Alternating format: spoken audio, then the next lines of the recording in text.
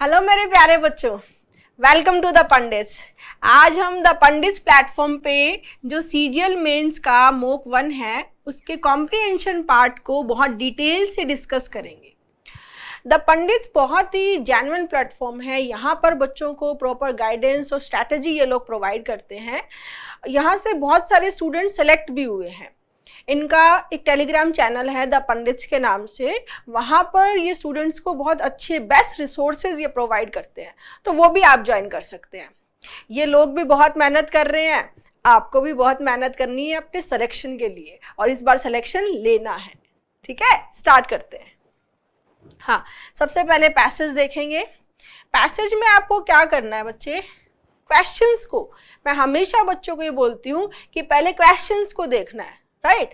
तो सबसे पहले देखो, यहाँ पर पैसेज में पूछा है टोन, तो आपको ध्यान रखना है क्या टोन है पैसेज की। यहाँ पर पूछा है टाइटल, ठीक है। फिर यहाँ पर पूछा है इंटेंशनल का सिनोनिम क्या होगा, ये सिनोनिम पूछा है आपसे इंटेंशनल का। क्वेश्चन एक ही पूछा है कि which statement is not correct according to the passage, passage के अकॉर्डिंग कौन सा स्टेटमेंट करेक्ट नहीं है।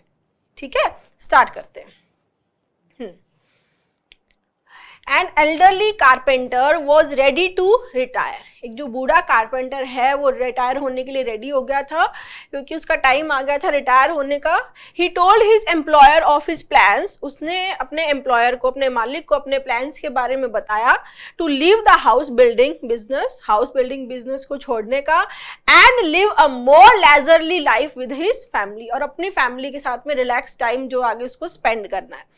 He would miss the paycheck, वो पे चेक को मिस करेगा। But he needed to retire, लेकिन अब उसको रिटायर होना है। The employer was sorry to see his good worker go, employer को बहुत बुरा लगा कि अब मेरा इतना अच्छा वर्कर है ये जा रहा है। एंड आस्क्ड, उससे कहा if he could build just one more house as a personal favour, कि तुम मेरे लिए प्लीज एक घर और बना दो एज अ पर्सनल फेवर। ठीक है, द कारपेंटर सेड यस, ठीक है बना देता हूं।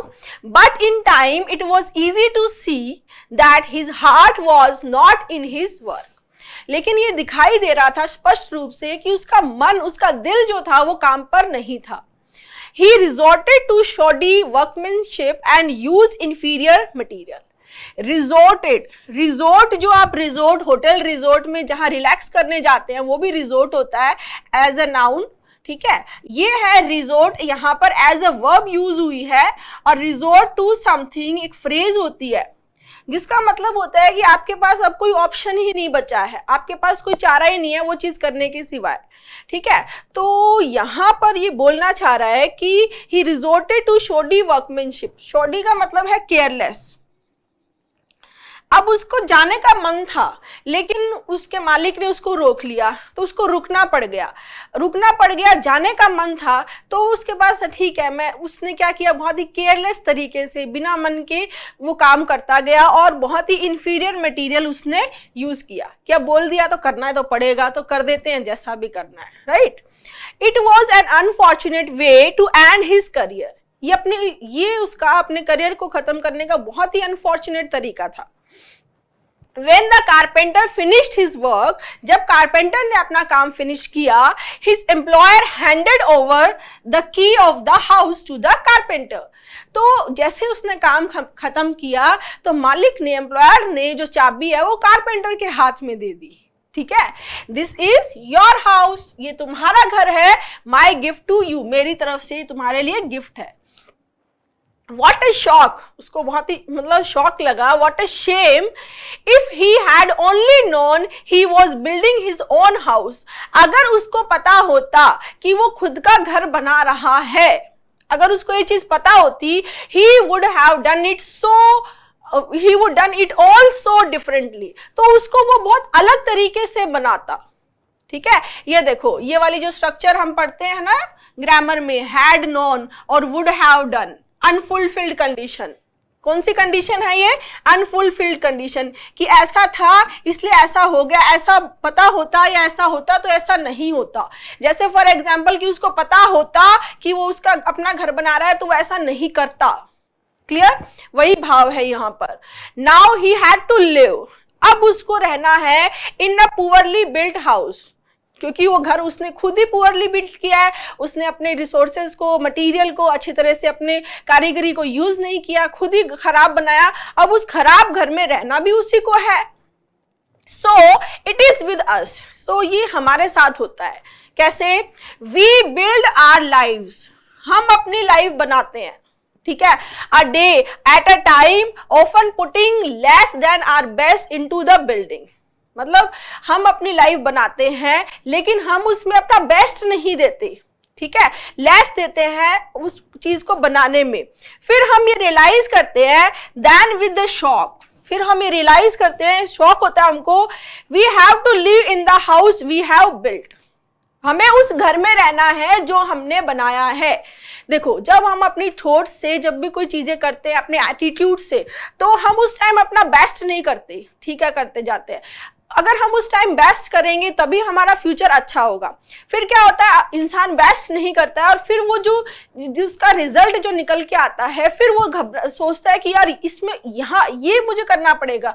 क्यों? क्योंकि आपने जो पास्ट के एक्शंस किए थे उसी का रिजल्ट आपको मिलेगा, है ना। If we could do it over, we would do it much differently. अगर हमें वो वापस करने का मौका मिले तो हम उसको बहुत अलग तरीके से करेंगे, क्योंकि उसका रिजल्ट हमें पता चल गया, ठीक है। But you can not go back, लेकिन हम पीछे नहीं जा सकते। हम आज जो एक्शंस करते हैं, आज जो एटीट्यूड रखते हैं लाइफ के साथ, आज जो हम चॉइसेस सेलेक्ट करते हैं लाइफ के लिए कि मुझे ये करना है, ऐसा सोचना है, ये मेरा एटीट्यूड होना चाहिए, उसका रिजल्ट हमें आगे मिलता है, ठीक है। उसका अच्छा सोचते हैं तो उसका आगे अच्छा रिजल्ट मिलता है, खराब सोचते हैं, सही एटीट्यूड नहीं रखते हैं, सही चॉइसेस हम मेड नहीं करते हैं, तो हमें खराब रिजल्ट मिलता है। जब हमें खराब रिजल्ट मिलता है तब हम पीछे जाकर उसको सही नहीं कर सकते। Clear? You are the carpenter, आप कारपेंटर हो, and every day you hammer a nail, आप जो है वो रोजाना एक कील ठोकते हो हथौड़े से, प्लेस अ बोर्ड, एक बोर्ड प्लेस करते हो, और इरेक्ट अ वॉल, एक दीवार आप बनाते हो। समवन वंस सेड, किसी ने कहा है एक बार, योर एटीट्यूड, आपका एटीट्यूड, एंड द चॉइसेस, और जो चॉइसेस यू मेक टुडे, आज जो आप चॉइसेस ले रहे हो, आप जो चॉइस बना रहे हो, आप जो चॉइस सेलेक्ट कर रहे हो, जो आपका एटीट्यूड है, help build the house you will live in tomorrow, उससे जो घर बनेगा उसी में आपको कल रहना है। Therefore build wisely, इसलिए क्या करना है, बहुत ही सावधानी से, बहुत ही बुद्धिमत्ता से, दिमाग से, और सही निर्णय लेने हैं, सही तरीके से बनाना है। जैसे फॉर एग्जाम्पल, आज कोई लड़का, जैसे आप लोग बहुत मेहनत कर रहे हो एग्जाम में सेलेक्ट होने के लिए, इंस्पेक्टर बनने के लिए, तो आप जो एटीट्यूड अपना रहे हो, हार्डवर्क का एटीट्यूड अपना रहे हो, आप बहुत सारी चीज़ों का सेक्रीफाइस कर रहे हो कि मेरा फ्यूचर अच्छा हो, आप अच्छे थॉट्स बना रहे हो अपने माइंड में, पॉजिटिव, मोटिवेटेड हो, तो उसका रिजल्ट क्या होगा कि आप जब सेलेक्ट होंगे, ठीक है, आप सेलेक्ट होंगे तो उसका रिजल्ट आपको मिलेगा, आपकी लाइफ अच्छी होगी, ठीक है। लेकिन जो स्टूडेंट्स, कुछ ऐसे बच्चे हैं जो डाइवर्ट होकर इधर उधर टाइम वेस्ट कर रहे हैं, अपनी लाइफ में सही एटीट्यूड डेवलप नहीं कर रहे, सही चॉइसेस नहीं बना पा रहे हैं, तो वो क्या होगी, आज से 5 साल बाद में उनका जो रिजल्ट उनको नजर आएगा तो वो देखेंगे कि यार उस टाइम मैं पढ़ लेता, उस टाइम मेरा एटीट्यूड सही होता पढ़ने के लिए, तो आज अच्छा होता। देखो मेरे साथ का बंदा वो अच्छी लाइफ जी रहा, आज मैं अच्छी लाइफ नहीं जी पा रहा हूँ। क्लियर? तो यहीं से बोलना चाह रहा है कि हमें अपने एटीट्यूड, अपने चॉइसेस को ध्यान में रखते हुए बनाना चाहिए हमारा प्रेजेंट, ताकि हमारा फ्यूचर उसी का रिजल्ट होता है, ठीक है। आगे चलो, what is the tone of the passage. देखो आजकल जो एग्जाम्स आ रहे हैं सीपीओ सीजीएल, इनमें टोन, थीम, टाइटल के क्वेश्चंस बहुत ज्यादा पूछे जा रहे हैं, और आपको ये समझना बहुत जरूरी है, क्योंकि बच्चे जो हैं वो टोन में बहुत कंफ्यूज होते हैं, ठीक है। इसको कैसे समझना है, इसको समझना हमें वर्ड्स से, पैसेज में क्या वर्ड्स दिए गए हैं उनसे आपको पकड़ना पड़ेगा कि क्या थीम है। जैसे फॉर एग्जाम्पल, अगर हम यहाँ सी ह्यूमरस की बात करते हैं, लाइट हार्टेड, ह्यूमरस क्या होता है, हंसाने वाला, ठीक है। तो क्या इस पैसेज में हंसाने की कोई बात हुई है? अगर यहाँ पर हंसाने की बात होती तो खुशी, जॉय, हैप्पीनेस और एक्सिलरेटिंग, ठीक है, इस तरह के वर्ड्स काम में लेता वो, ठीक है, क्या ऐसे कोई वर्ड्स काम में लिए यहाँ पर? नहीं, तो ये आंसर नहीं होगा, ये पूरी तरह से आउट ऑफ पैसेज हो गया। और जनरली जो टोन पूछी जाती है तो हम उसको फैक्चुअली रॉन्ग भी बोलते हैं, ठीक है। फिर आता है objective and informative. Informative objective क्या होता है? देखो, जो फैक्चुअल बेस्ड होता है, फैक्ट बेस्ड होता है, यानी जो डेटा, जैसे फॉर एग्जाम्पल आपको ऐसी कोई रिपोर्ट तैयार करके देता कि इतने % लोगों पे ये स्टडी की गई और पाया गया कि इतने लोग अपनी लाइफ से सेटिस्फाइड है, इतने सेटिस्फाइड नहीं थे, फिर उन्होंने ऐसे किया, फिर इतने % का ऐसे हुआ, ऐसी कोई रिपोर्ट बनाई है उसने? क्या कोई फैक्चुअल इंफॉर्मेशन दी है यहाँ पर? कोई भी फैक्ट क्या होता है? जिसकी सत्यता की जांच हो सके। क्या कोई फैक्चुअल इंफॉर्मेशन, कोई डेटा दिया गया है? नहीं। यहां पर तो एक कहानी सुनाई गई है, एक फिक्शनल सी कहानी है जो एज एन एग्जाम्पल लिया है हमारी लाइफ से, जिसको जोड़ा है, ठीक है, हमारी लाइफ के बनाने में। और उस कारपेंटर ने जो घर बनाया उसको एज एन एग्जाम्पल जोड़कर हमें लाइफ के प्रति हमारे एटीट्यूड को समझाया है, ठीक है ना। तो ये इंफॉर्मेटिव भी नहीं है। फिर आता है क्रिटिकल एंड डिसअप्रूविंग। क्रिटिकल मतलब क्रिटिसाइज, क्या इसने ये बोला है कि ऐसा नहीं करना चाहिए, फिर ऐसे नहीं होता है, फिर उसको ऐसा नहीं करना चाहिए था। हालांकि इसने ये बोला है कि हम एटीट्यूड, ये सिंपल बोल रहा है कि आप अच्छा एटीट्यूड रखोगे अच्छा होगा, आप खराब एटीट्यूड रखोगे खराब होगा, लेकिन इसने कहीं ये क्रिटिसाइज नहीं किया है उन एक्शंस को, डिसअप्रूव नहीं किया है, ठीक है। इसने ये बोला है कि हमें सावधान रहने की जरूरत है, हमें केयरफुल रहने की जरूरत है, हमें कॉशियस रहने की जरूरत है कि जो हम एटीट्यूड रखेंगे वही हमारी लाइफ आगे बनेगी। तो क्रिटिसाइज, क्रिटिकल नहीं होगा यहाँ पर। राइट आंसर क्या होगा? रिफ्लेक्टिव। रिफ्लेक्टिव होता है बहुत ही थॉटफुल, गहराई से जो सोचता है, ठीक है, थॉटफुल। और क्वेश्चनरी मतलब एज ए वार्निंग साइन। अब बोलोगे आप कि मैम ऐसे हम कैसे पता करेंगे? तो स्टूडेंट्स, हमें पैसेज के अंदर कुछ वर्ड्स, कुछ लाइंस, कुछ स्टेटमेंट्स ऐसे मिलते हैं जो हमें ये हिंट देते हैं कि यही टोन होगी। जैसे देखो, शुरू से हम चलते हैं यहां पर, ठीक है। हाँ, ये पहली चीज, ही रिजोर्टेड टू शॉडी वर्कमैनशिप, पहला, ठीक है। फिर आगे देखो, सबसे इंपॉर्टेंट, इसने बोला if he had only known he was building his house. ये लाइन पढ़ के आपको क्या समझ में आ रहा है? क्या समझ में आ रहा है? रिग्रेट। क्या समझ में आ रहा है? रिग्रेट। मतलब कि अगर मुझे पता होता ऐसा होगा तो मैं ऐसा नहीं करता। ये रिग्रेट को शो कर रहा है, ठीक है, रिग्रेट को शो कर रहा है। You can not go back, ये भी पास्ट पे लेके जा रहा है, ये भी पास्ट में लेके जा रहा है। We lived our lives a day at a time, often putting less than our best into the building. ये भी क्या बता रहा है कि हम मतलब अपनी लाइफ को हम अपना बेस्ट नहीं देते हैं, ठीक है।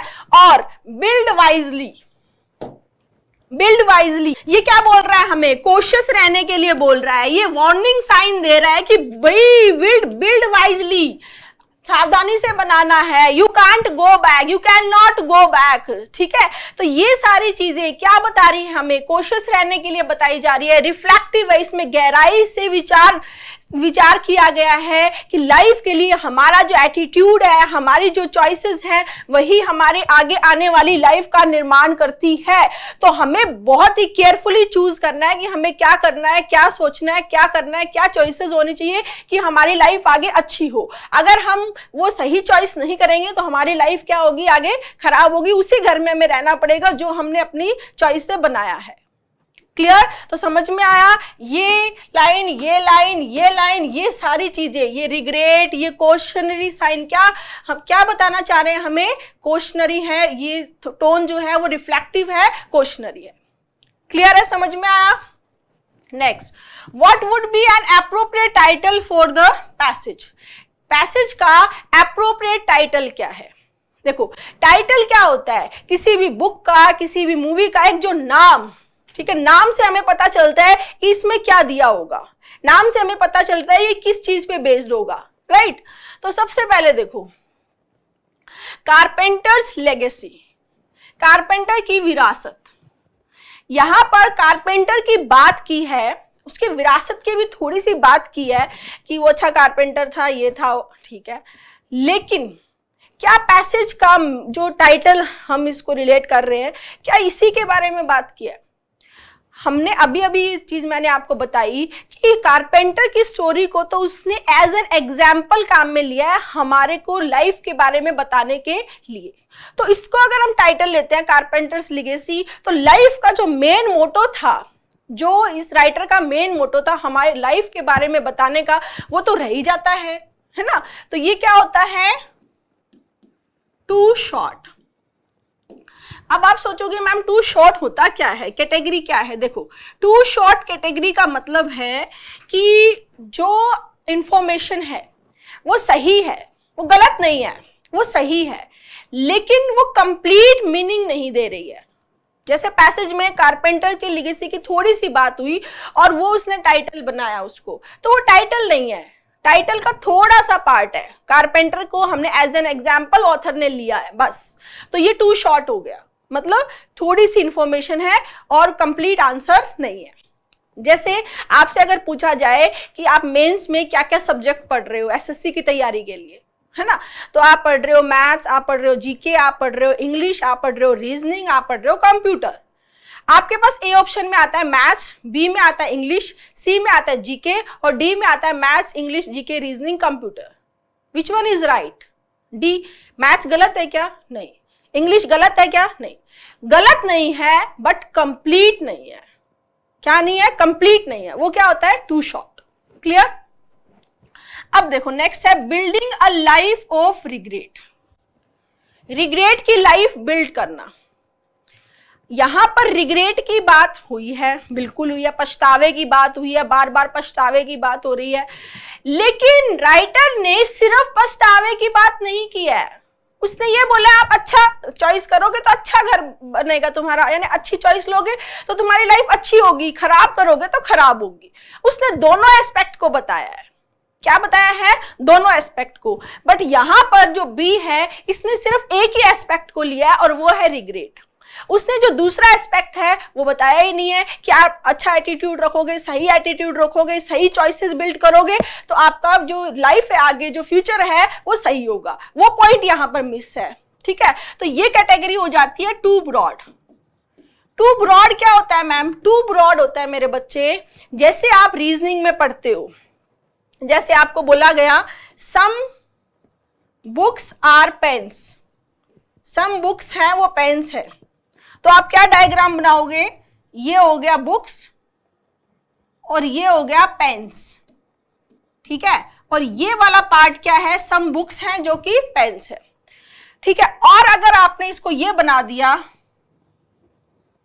ये बुक्स और ये पेन्स, तो क्या मीनिंग आया?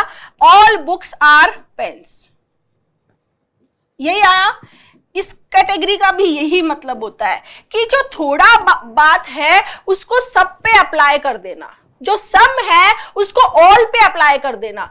बात जो है वो रिग्रेट की और सेटिस्फैक्शन दोनों की हुई है, पॉजिटिव नेगेटिव दोनों चीजें उसने बताई है, लेकिन हमने सिर्फ रिग्रेट को ही पूरे पैसेज पे हावी कर दिया कि यहाँ सिर्फ रिग्रेट ही रिग्रेट है, सिर्फ रिग्रेट ही रिग्रेट है। जैसे कि इसने सम बुक्स को पेन बताया, हमने सारी बुक्स को ही पेन बता दिया। ठीक है, तो ये जो फ्लो है इसको बोलते हैं टू ब्रॉड, कि थोड़ी सी जानकारी को सब पे अप्लाई कर देना, थोड़ी सी इंफॉर्मेशन को सब पे अप्लाई कर देना, क्या होता है? To broad. नेक्स्ट आता है हाउस ऑफ कॉन्सिक्वेंसेस। हाँ, ये आपका रेड हेरिंग है। रेड हेरिंग क्या होता है?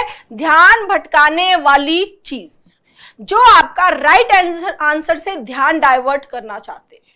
जैसे ये बिल्कुल सही है कि जो भी कॉन्सिक्वेंसेज होंगे, अच्छे बुरे, जो घर बनेगा उसके जो भी कॉन्सिक्वेंसेज होंगे वो है द हाउस ऑफ कॉन्सिक्वेंसेस। बिल्कुल ठीक बात है, लेकिन यहां पर जो एक मोस्ट इंपॉर्टेंट वर्ड जो मिस है वो है लाइफ। वो क्या है? लाइफ। इसने लाइफ को इंक्लूड किया है, लाइफ को बताया है कारपेंटर के एग्जाम्पल से कि हम अपनी लाइफ का जो निर्माण करते हैं, हमारी जो लाइफ बनती है वो कैसी होती है, ये सिखाया हमें कारपेंटर के लेसन से। कि कारपेंटर ने लास्ट में जो उसका एटीट्यूड था कि अब मुझे जबरदस्ती ये काम करना पड़ेगा, मेरा करने का बिल्कुल मन नहीं है, एम्प्लॉयर ने बोल दिया, मालिक ने बोल दिया करना है, इसलिए जैसे तैसे करके खत्म करो, और फिर पता चला कि उसी के घर, वो जो घर बनाया वही मुझे रहना है। ठीक है, अगर वो लास्ट काम को पॉजिटिव एटीट्यूड के साथ करता तो उसको वो घर उसी को मिलना था और वो अच्छे घर में रहता। उसने लास्ट में उस काम को नेगेटिव एटीट्यूड के साथ में किया और खराब मटेरियल को यूज किया, तो उसी घर में उसको रहना पड़ रहा है। तो दोनों चीजें उसने समझाई कि अगर वो ऐसा करता तो ऐसा होता, लेकिन वो पीछे नहीं जा सकता। अब वो पीछे जाए कि उसको पता चल जाए कि हाँ ये इसी घर में मुझे रहना है, तो बहुत अच्छा मटेरियल काम में लेगा, सब कुछ अच्छे से करेगा, राइट। तो यहाँ पर ये कंफ्यूज करेगा, अपना ध्यान खींचेगा, लेकिन यहाँ पर जो चीज मिसिंग है दैट इज लाइफ। हमें लाइफ से रिलेट करने, जो पैसेज का मेन उद्देश्य है राइटर का, वो ये बताना चाहता है कि जो लाइफ है ना वो क्या है, लाइफ कैसे अच्छी बनेगी जब आप अच्छे डिसीजन, सही डिसीजन लेते हो, सही एटीट्यूड के साथ में। एटीट्यूड सही होना चाहिए, डिसीजन तो गलत भी हो सकता है, एटीट्यूड आपका सही होना चाहिए, पॉजिटिवली आपको करना है। राइट आंसर होगा D. A life well built lessons from carpenter। अब वो सीख जो है वो कारपेंटर की कहानी से हमको दी है। क्लियर है बच्चे? हाँ। नेक्स्ट सिनोनिम बताना है इंटेंशनल का। इंटेंशनल जो चीज हम जानबूझकर करते हैं, ठीक है। डेलिब्रेट हो जाएगा इसका synonym, deliberate, spontaneous, accidental, unplanned, impulsive, ये इसके एंटोनिम्स हो जाएंगे। ठीक है। मेथोडिकल होता है मतलब बहुत ही केयरफुल वे में प्लान करके चीजों को करना, जैसे कि केयरफुल तरीके से करना, मेथोडिकल अप्रोच हो सकती है। ठीक है, यहां पर हो जाएगा इंटेंशनल का सिनोनिम डेलिब्रेट। इंटेंशनल हो गया जानबूझकर, डेलिब्रेट हो गया प्लान्ड हो गया, एंटोनिम हो जाएगा एक्सीडेंटल, अनप्लैन्ड, इंपल्सिव, स्पॉन्टेनियस, मतलब जो चीज आपने सोच समझकर नहीं की है, जानबूझकर नहीं की है, बस हो गई है, that is spontaneous, accidental, unplanned या impulsive. Next, which statement is not correct according to the passage. Passage के अकॉर्डिंग कौन सा स्टेटमेंट करेक्ट नहीं है, ध्यान रखना। ठीक है, बी देखो, the employer gifted the carpenter the house he build. Employer ने कारपेंटर को गिफ्ट किया जो घर उसने बनाया, बिल्कुल सही है, ट्रू इंफॉर्मेशन है। The carpenter's poor workmanship was due to lack of motivation, बिल्कुल सही है, क्योंकि कोई मोटिवेशन ही नहीं था उसका काम करने के लिए, क्योंकि उसको लगा था उसको काम जबरदस्ती करना पड़ रहा है, उसके पास कोई ऑप्शन नहीं है, मालिक ने बोल दिया तो उसने उसका मन रखने के लिए कर रहा है, बट उसका ध्यान था कि मैं घर जाऊं, अपने फैमिली के साथ टाइम स्पेंड करूं। ठीक है, तो ये भी सही था, बिल्कुल ट्रू। अब इसमें the carpenter had the opportunity to rebuild the house, यहां पर स्टूडेंट नॉट आएगा। ठीक है, the carpenter had not the opportunity to rebuild the house, carpenter के पास में अपॉर्चुनिटी नहीं थी हाउस को रीबिल्ड करने के लिए। ठीक है, तो अगर आपने ये किया है ऑप्शन तो आपको वहां आप अपने बोनस ऐड कर लेना, डी। राइट आंसर इसमें होगा A. The carpenter was force to retire due to health issues, carpenter को फोर्स किया गया था रिटायर करने के लिए उसके हेल्थ इश्यूज की वजह से। ऐसी कोई भी बात पैसेज में कहीं पर भी नहीं हुई है, तो ये नॉट करेक्ट हो जाएगा। ठीक है, डी में ये नॉट आना था, the carpenter had not the opportunity to rebuild the house, carpenter के पास में दोबारा घर बनाने की अपॉर्चुनिटी नहीं थी। अगर आपने नॉट की वजह से ये आपने डी आंसर कर नहीं था नॉट वहां पर, तो डी आंसर कर दिया है, तो आप इसको बोनस ऐड कर लेना अपने मार्क्स में, कोई दिक्कत नहीं है। ठीक है, आगे नेक्स्ट पैसेज देखते हैं। सबसे पहले क्वेश्चंस देख लेते हैं। प्रिवेलेंट का सिनोनिम पूछा है आपसे। ठीक है, यहां कोई डेटा पूछा है, फूड और ड्रग एडमिनिस्ट्रेशन के अकॉर्डिंग ह्यूमन इन्फ्लुएंजा वायरस कितनी देर तक सरफेस पे सरवाइव कर सकता है। ठीक है, नेक्स्ट पूछा है what can be inferred. Inferred का मतलब क्या होता है? इन्फर्ड में डायरेक्ट इंफॉर्मेशन पैसेज में गिवन नहीं होती है, इन्फर्म में हम अनुमान लगाते हैं, जो हमें इंफॉर्मेशन दी गई है उस डेटा के बेसिस पे हम अनुमान लगाते हैं, ठीक है। क्या इन्फर किया जा सकता है as a consequences of not maintaining kitchen hygiene during the rainy season. Next, what underlying message does the author convey through the juxtaposition of the positive and negative aspect of the rainy season? Juxtaposition क्या होता है? Juxta होता है next, next to, और pose यानी root word में होता है to put, किसी चीज को कंट्रास्ट में देखना, ठीक है, कंपेयर करके। क्लियर? ठीक है, अब चलते हैं पैसेज पे। The beginning of this fun-filled season with the sun hiding behind the grey clouds brings cheers to many of us waiting eagerly to splash in the rain। जो शुरुआत है fun-filled season की, जिसमें सूरज जो है वो ग्रे क्लाउड के पीछे छुपा हुआ है, हम में से बहुत सारे लोगों को चीयर करता है, खुशी देता है कि हम वेट कर रहे हैं ईगरली कि बारिश में भीगने का हम वेट कर रहे हैं, ठीक है। Splash in the rain. Of course not everything about rain is glamorous.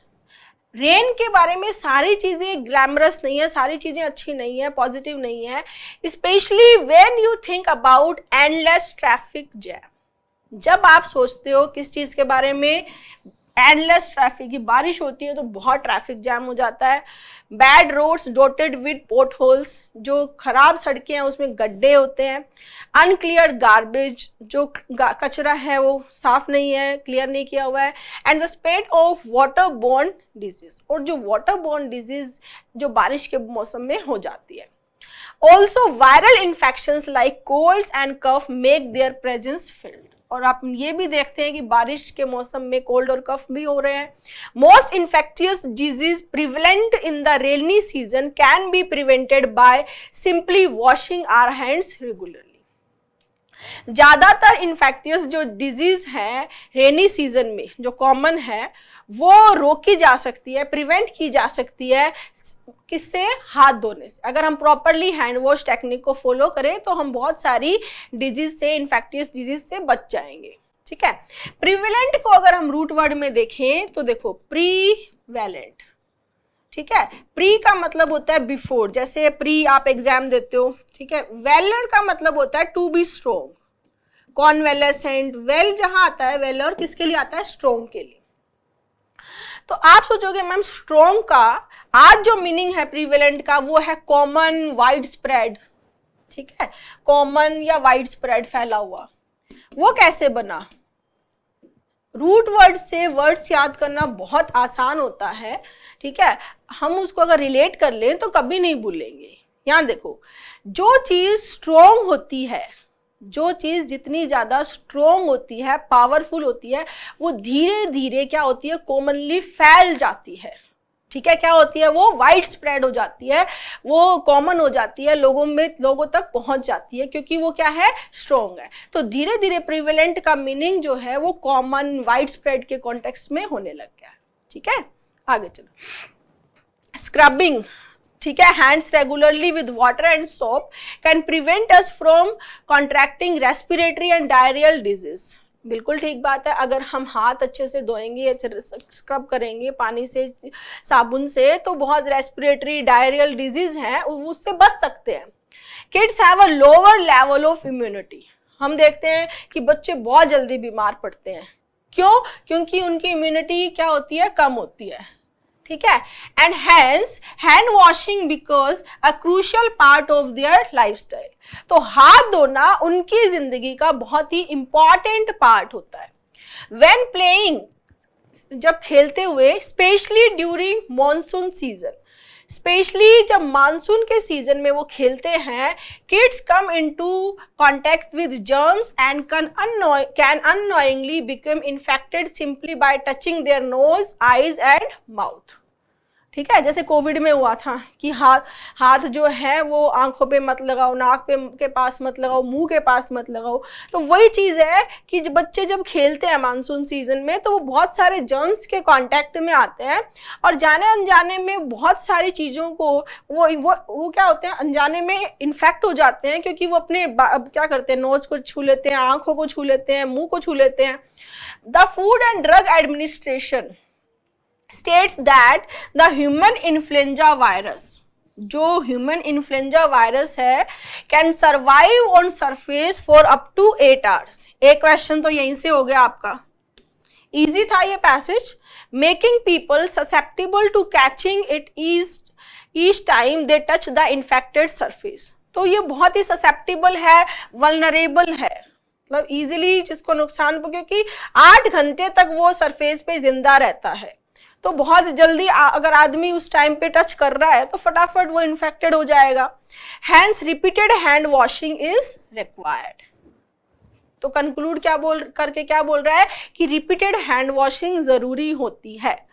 अब इसने क्या किया है पैसेज में, पैसेज खत्म हो गया, पैसेज में चीजों को बताया हमें, ठीक है।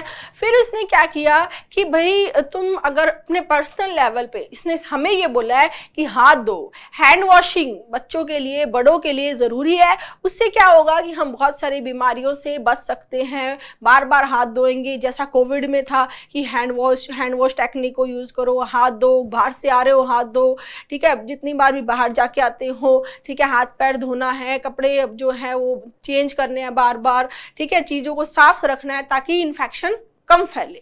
तो वही चीज ये हैंड वॉश से हमें समझाना चाह रहा है, ठीक है। प्रिवेलेंट का तो हो गया आंसर, क्या कॉमन, सिनोनिम। रेयर है, लिमिटेड है, ये एंटोनिम हो जाएंगे। डेडली क्या होता है, घातक होता है, फैटल, ठीक है। इन्फेक्टियस जो इन्फेक्शन से है। Next, according to the Food and Drug Administration, how long can the human influenza virus survive on surface? Simple दिया हुआ है 8 hours. Next, what can be inferred as a consequence? As a consequence क्या अनुमान लगाया जा सकता है। एक चीज ध्यान रखना, जब भी पैसेज में इन्फर्ड बोलता है, इन्फ्रेंस बोलता है, तो इस चीज को हमेशा ध्यान रखना, वो डेटा पैसेज में गिवन नहीं होता है, हमें उसकी कही हुई बात के बेसिस पे अनुमान लगाना पड़ता है, ठीक है। तो not maintaining kitchen hygiene during the rainy season, ठीक है। अगर हम किचन हाइजीन को रेनी सीजन के टाइम पर मेंटेन नहीं करेंगे तो क्या होगा, ठीक है। जैसे फॉर एग्जाम्पल किसी बच्चे को जैसे सितंबर अक्टूबर में डेंगू हो गया, ठीक है, और वो बच्चा रेगुलरली पार्क में जाता था। जैसे बोलते हैं डेंगू का वायरस जो होता है वो जमीन के से ज्यादा ऊपर नहीं उड़ता है, तो हमें बताया गया कि बच्चे को डेंगू हो गया, ठीक है। तो फिर हम इस बेसिस से इस चीज के बेसिस पे ये अनुमान लगा सकते हैं कि वो पार्क में जाता था ना, तो हो सकता है वो पार्क में खेलने जाता था, वहीं पर उससे किसी डेंगू के वायरस ने कैच किया है। उसने बोला नहीं कि पार्क में जाने से उसको डेंगू हुआ है, यानी हमने क्या किया, जो इंफॉर्मेशन दी है उसके बेसिस पे अनुमान लगाया है, राइट।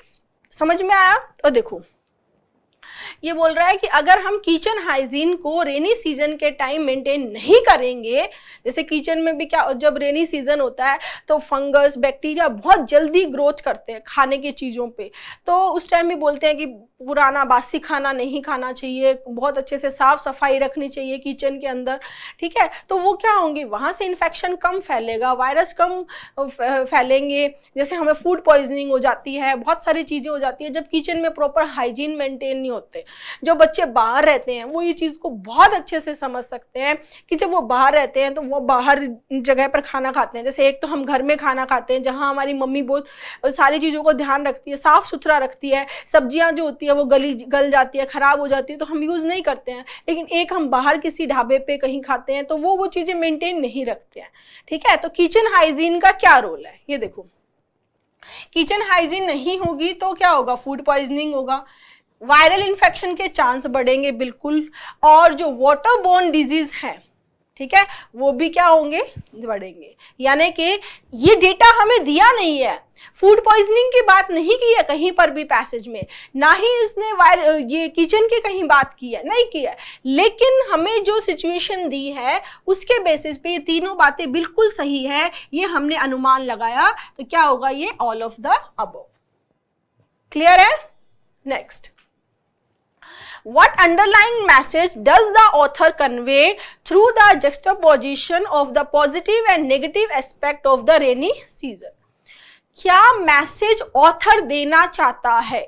ठीक है, इसने हमें रेनी सीजन के पॉजिटिव, मतलब पॉजिटिव तो एक लाइन बोली कि हमें बारिश में भीगने का मन करता है, खुशी वाली बताई, फिर नेगेटिव कॉन्सिक्वेंसेस बताए, है ना।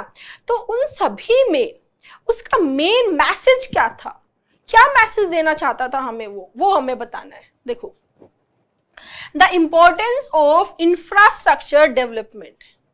इंफ्रास्ट्रक्चर डेवलपमेंट की थोड़ी सी बात हुई थी, जिसमें ट्रैफिक जैम, वो जो गड्ढे होते हैं सड़कों पे, कि सड़कें अगर सही से बनी हुई हो, थोड़ा ट्रैफिक वगैरह प्रॉपर हो, तो ये जो प्रॉब्लम होती है रेनी सीजन में वो उतनी नहीं होगी। ठीक है, लेकिन वो थोड़ी सी जानकारी थी, थोड़ी सी, उसमें पॉजिटिव और नेगेटिव जो एस्पेक्ट है उसमें खुद का क्या मैसेज देना चाह रहा था, वो खुद का क्या मैसेज था, याद करो, हैंड वॉशिंग।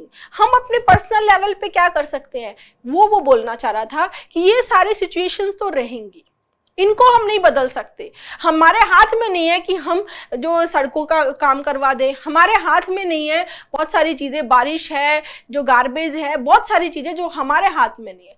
हमारे हाथ में क्या है, हम अपने पर्सनल लेवल पे क्या कर सकते हैं, वो चीज बताना चाह रहा है यहाँ पर। ठीक है, तो ये तो नहीं होगा, टू शॉर्ट हो जाएगा, थोड़ी सी जानकारी है। ठीक है, the fleeting nature of Joy amidst adversity. क्या इसने ये मैसेज दिया है कि फ्लीटिंग का मतलब क्या होता है, शॉर्ट लिव्ड, टेम्परेरी, ठीक है, क्षणभंगुर, ठीक है, transitory, temporary, ephemeral. Fleeting nature of Joy मतलब एडवर्सिटी के अंदर थोड़ा सा खुशी वाला, जॉय वाला। तो वो एक लाइन इसने बोली थी, लेकिन वो पूरा मैसेज नहीं दिया था इसने, नहीं।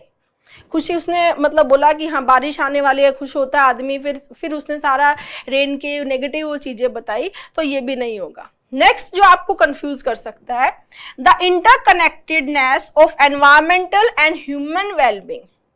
सही बात है, ये रेड हेरिंग है, ये आपको कंफ्यूज कर सकता है, क्योंकि इसने पूरा बताया है कि इंटरकनेक्टेड है एनवायरमेंटल की जो चीजें और ह्यूमन की वेलबींग। बारिश होगी, बैक्टीरिया ग्रो करेंगे, इंसान बीमार होगा, ये सारी चीजें आपस में कनेक्टेड हैं, बिल्कुल सही बात है। बट क्वेश्चन क्या है, बार बार क्वेश्चन पे जाना है। ये एक चीज मैं आपको बता दूं, जो बच्चे गलत आंसर करके आते हैं पैसेज के अंदर, 99% जो चीज होती है वो यही होती है कि वो पैसेज क्या पूछना चाह रहा है उस पर ध्यान नहीं दे पाते या उसको समझ नहीं पाते। आप ऑप्शंस में उलझ के रह जाते हो, हाँ ये बात हुई है, आंसर नहीं। पैसेज क्या पूछना चाह रहा है, पैसेज पूछना चाह रहा है कि वो क्या मैसेज देना चाह रहा है आपको। क्या वो ये मैसेज देना चाह रहा है कि ये दोनों चीजें जुड़ी हुई है। मैसेज तो उसने बार बार हैंड वॉशिंग के दिए थे, जो हमारा हम पर्सनल लेवल पे उसको कर सकते हैं। तो राइट आंसर क्या होगा, B, the need for personal responsibility in maintaining public health. Public health को मेंटेन करने पे हमारी पर्सनल रेस्पॉन्सिबिलिटी को समझाना चाह रहा है कि हम अपने पर्सनल लेवल पे क्या कर सकते हैं। हम हैंड वॉशिंग टेक्निक को फॉलो कर सकते हैं, बच्चों के लिए, बड़ों के लिए, वो चीजों को जिस तरह कोविड में बार बार इस चीज को फैलाया जा रहा था, ठीक है, वो क्या थी, हमारी पर्सनल रेस्पॉन्सिबिलिटी। समझ में आया? तो ये आपको सही लग सकता है, पर ये सही नहीं है। आपको समझना है कि क्वेश्चन आपसे पूछ क्या रहा है। क्लियर? आगे चलते हैं, नेक्स्ट देखते हैं स्टूडेंट, क्लोज टेस्ट है। क्लोज टेस्ट में सबसे पहले आपको क्या करना है, जो भी क्वेश्चंस है, ठीक है, उनको देखना है, प्लस पहले पूरा पैसेज को एक बार पढ़ना है। कोई भी आंसर को पुट नहीं करना है, सिर्फ आपको पूरा पढ़ना है, जिससे आपको ये समझ में आए कि किस टाइप का क्लोज टेस्ट है, क्या टोन है और किस पे बात कर रहा है। क्लियर? स्टार्ट करते हैं। Arsenic, cadmium, cobalt, chromium, lead and zinc. These are some of the metals a recent study found in tampons. Tampons एक ऐसा प्रोडक्ट होता है जो फीमेल्स अपने मेंस्ट्रुएशन पीरियड के दौरान यूज करती हैं। However not all of these metals are, अब देखो क्वेश्चन है, however not all of these metals are filling the blank but some are quite toxic to human health. यहां पे एक छोटा सा करेक्शन है स्टूडेंट्स, यहां पर जो है ये बट नहीं आएगा, ठीक है, यहां पर ये बट नहीं आएगा, यहां पर क्या होगा ये देखो, सेंटेंस है यद्यपि ये सारे मेटल्स नहीं है, कुछ जो है वो टॉक्सिक है हमारी ह्यूमन हेल्थ के लिए। यद्यपि सारे मेटल्स क्या नहीं है वो हमें बोलना है, ठीक है। अब देखो यहां पर है वल्नरेबल, वल्नरेबल का मतलब होता है ससेप्टिबल, ठीक है, जो संवेदनशील होता है, कमजोर होता है, जो जल्दी बीमारियों को किसी चीज को पकड़ लेता है। तो मेटल्स के वल्नरेबल होने की बात नहीं हो रही है। वल्नरेबल कौन होता है? इंसान होता है, ठीक है, तो ये तो बिल्कुल इरेलेवेंट हो गया। फिर देखो ये बोल रहा है कि ये मेटल्स हैं, जो कुछ मेटल अभी टेम्पोन्स में पाए गए हैं, यद्यपि सारे मेटल्स हार्मलेस नहीं है, कुछ जो है वो टॉक्सिक है ह्यूमन हेल्थ के लिए, ठीक है। अब चलते हैं आगे। All of these metals are necessary, तो नेसेसरी का मतलब होता है जरूरी होना, मतलब जैसे कि पानी है वो हमारे जीवन के लिए जरूरी है, तो जरूरी और ये मेटल्स तो नहीं हो सकते, बिल्कुल ही गलत है, फैक्चुअली रॉन्ग हो गया। फिर आता है हार्मफुल और इनोक्वियस, इसमें बच्चों को डाउट हुआ होगा, स्पेशली बट की वजह से कंफ्यूजन हुआ होगा, ठीक है, बट वहां नहीं आएगा बच्चे, सेंटेंस में राइट आंसर होगा इनोक्वियस। इसको ध्यान से समझना है। इनोक्वियस का मतलब क्या होता है? हार्मलेस, ठीक है। इसका रूट अगर आप देखोगे NOC या NOX, ये रूट होता है जिसका मतलब होता है नाइट या हार्म। क्या होता है? नाइट या हार्म, ठीक है। तो इन यहां पर प्रीफिक्स हो गया नॉट और नॉक हो गया हार्म, यानी नॉट हार्मफुल, नॉट हार्मफुल यानी हार्मलेस, ठीक है, क्लियर। अब समझो, जैसे आपने नॉक्टर्नल सुना होगा, सुना है नॉक्टर्नल? नॉक्टर्नल क्या होता है? रात्रिचर, ठीक है। तो यहां पर नॉक्ट क्या है? नाइट, ठीक है। रात्रिचर जो एनिमल्स होते हैं, इसका अपोजिट हो जाता है डायर्नल, समझ में आया? इक्विनॉक्स है, नॉक्टर्नल है, इनोसेंट है, इवन नॉक्सियस है। नॉक्सियस क्या होता है? हार्मफुल होता है। नॉक्स मतलब क्या है? हार्मफुल, तो एक्सट्रीमली हार्मफुल, एक्सट्रीमली हार्मफुल क्या हो जाएगा? नॉक्सियस। तो रूट वर्ड से वर्ड्स को याद करना बहुत ही आसान होता है, तो जहां भी आपको NOC, NOX, NEC दिखता है, NIC दिखता है, वो होता है हार्म या नाइट, ठीक है। आगे चलते हैं। अब इसको समझना बहुत ध्यान से, आपका कोई डाउट नहीं रहना चाहिए। यद्यपि ये सारे मेटल्स हार्मलेस नहीं होते हैं, हार्मलेस नहीं होते हैं, तो यहां पर देखो पैरेलल कंस्ट्रक्शन है। पैरेलल कंस्ट्रक्शन क्या बोलता है कि जब भी किन्हीं दो सेंटेंसेस को, देखो यहां पर जो है बट की जगह आना चाहिए एंड, बट की जगह आना चाहिए and, and shows parallel construction, और पैरेलल कंस्ट्रक्शन में क्या होता है? एंड के पहले का सेंटेंस और एंड के बाद का सेंटेंस, ठीक है, दोनों का सेम कॉनोटेशन होना चाहिए, सेम भाव होना चाहिए। ऐसा नहीं है कि एंड के पहले आप पॉजिटिव बात कर रहे हो और एंड के बाद आप नेगेटिव बात कर रहे हो, तो वो गलत हो जाएगा। कॉन्ट्राडिक्शन के लिए बट आना चाहिए, इस सेंटेंस में बट नहीं आएगा, क्लियर है। अब देखो, क्योंकि अगर बट को हम यूज करते हैं इस सेंटेंस में, क्यों नहीं आएगा वो भी मैं बता दूं, तो ये हार्मफुल और इनोक्वियस दोनों सही हो जाएंगे, और दोनों सही नहीं हो सकते हैं, क्लियर। तो दो ऑप्शन तो देगा नहीं। तो जिन बच्चों ने हार्मफुल किया उनको इस क्वेश्चन में भी बोनस मिल जाएगा, वो अपने बोनस मार्क्स ऐड कर लेना, ठीक है। जो सही कंस्ट्रक्शन है वो एंड से ही बनेगा और राइट आंसर होगा इनोक्वियस। उसको समझेंगे कैसे। एंड के बाद बोला है some are toxic, some are toxic मतलब सम आर क्या है? हार्मफुल। क्या भाव है? हार्मफुल। फिर बोल रहा है not all are innocuous, not all are innocuous, not all are innocuous, यहां से नॉट को और इनको, इन दोनों को काट देते हैं, नॉट ऑल आर इनोक्वस, सारे हार्मलेस नहीं है, तो क्या है, हार्मफुल। समझ में आया? तो इन दोनों का कॉनोटेशन एंड के कॉन्टेक्स्ट में बिल्कुल सही बैठ रहा है, कोई दिक्कत नहीं है। सारे मेटल्स हार्मफुल, सारे मेटल इनोक्वस नहीं है, यानी सारे मेटल हार्मलेस नहीं है, कुछ जो है वो हार्मफुल है। तो एंड के उसमें देखेंगे तो सम के बाद में बोला है हार्मफुल, तो सम के पहले भी हार्मफुल आना चाहिए। तो नॉट ऑल आर इनोक्वस, इनोक्वस का मतलब क्या होता है, हार्मलेस, ठीक है, और नॉट यहां पर दे दिया, तो लेस और नॉट को आपस में हटा दें तो क्या बचेगा, हार्मफुल। क्लियर हो गया बच्चे? ठीक है। However, not all of these metals are innocuous, तो यहां पर हार्मफुल भी गलत हो जाएगा, and some are quite toxic to human health। आगे चलो।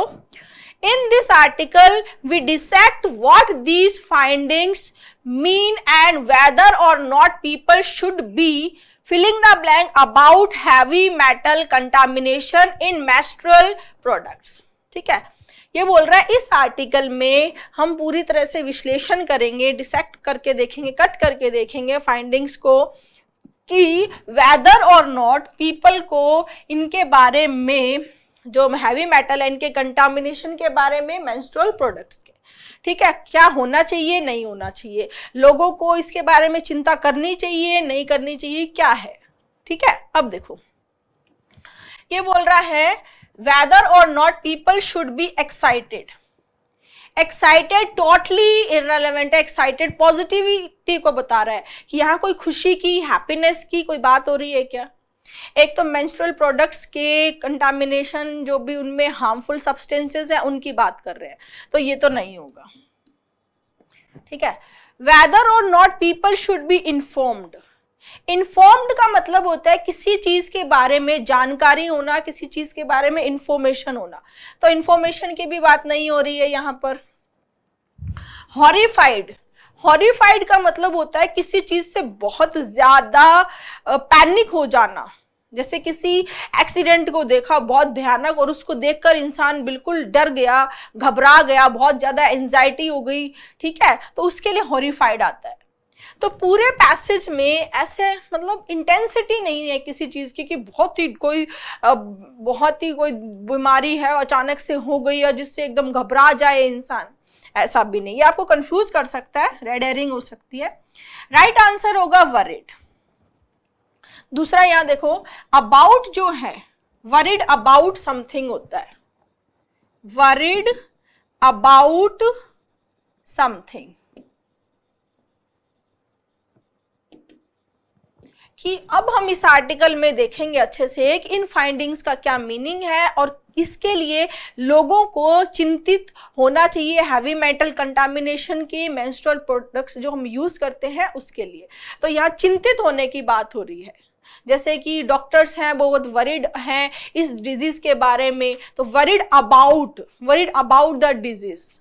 ठीक है, considering that women use pads and tampons almost every month, ठीक है, every month use करती हैं women, and that the filling the blank is inserted into a very sensitive area of the body that absorbs foreign substances really easily, it is natural to be concerned about। देखो ये बोल रहा है कि women हर महीने pad और tampons use करती हैं, and the, दो चीजों की बात हो रही है, पहला है पैड्स और दूसरा है टैम्पॉन्स।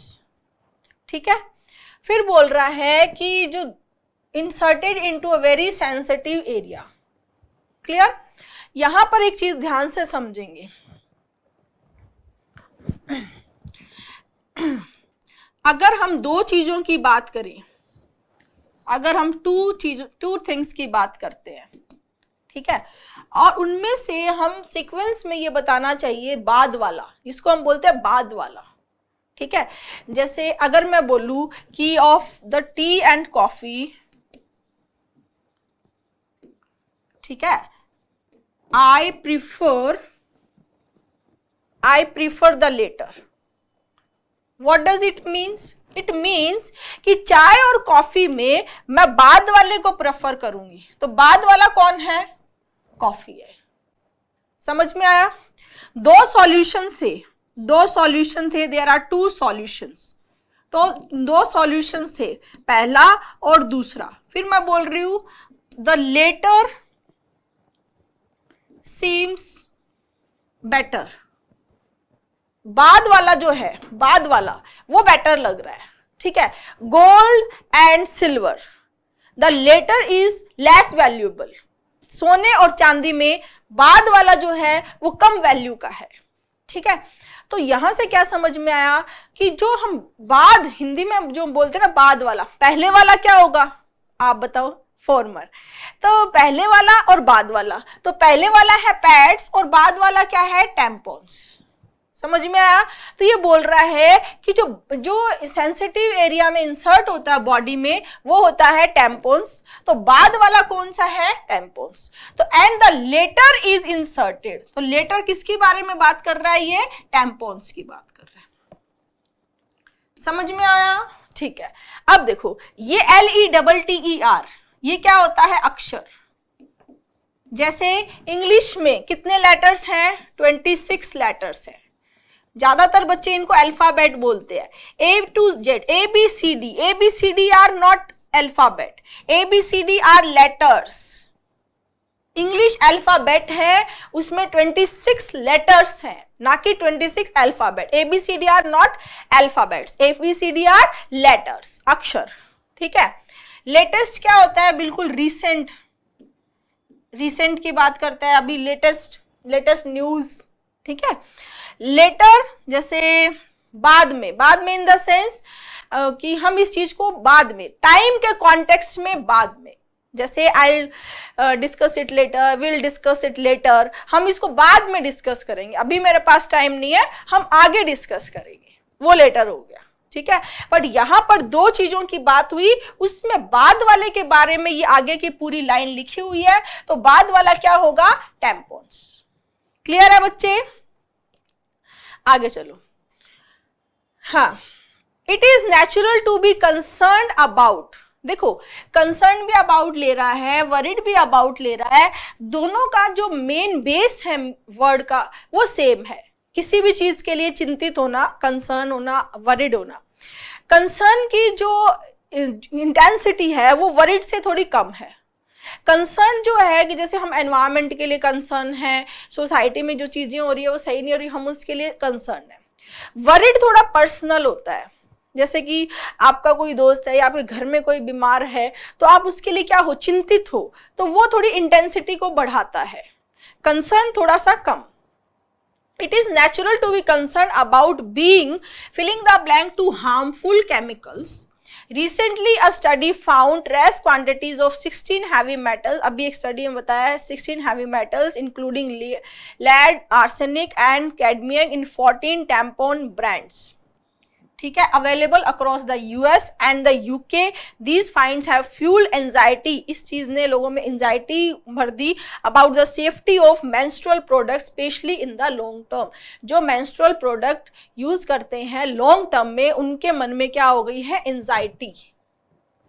क्लियर? अब देखो यहां पर बोल रहा है ये नेचुरल है कि हम चिंतित हो रहे हैं.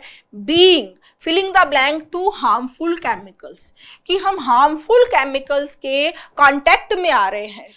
ठीक है, एक्सपोजर हमारा हार्मफुल केमिकल हो रहा है. जो वुमेन जो है मेंस्ट्रुअल साइकिल में मेंस्ट्रुअल प्रोडक्ट्स को जो यूज कर रही हैं तो वो इस चीज के लिए कंसर्न तो होगी कि वो हार्मफुल केमिकल के संपर्क में आ रही है. ठीक है, अब देखो यूज्ड को देखो.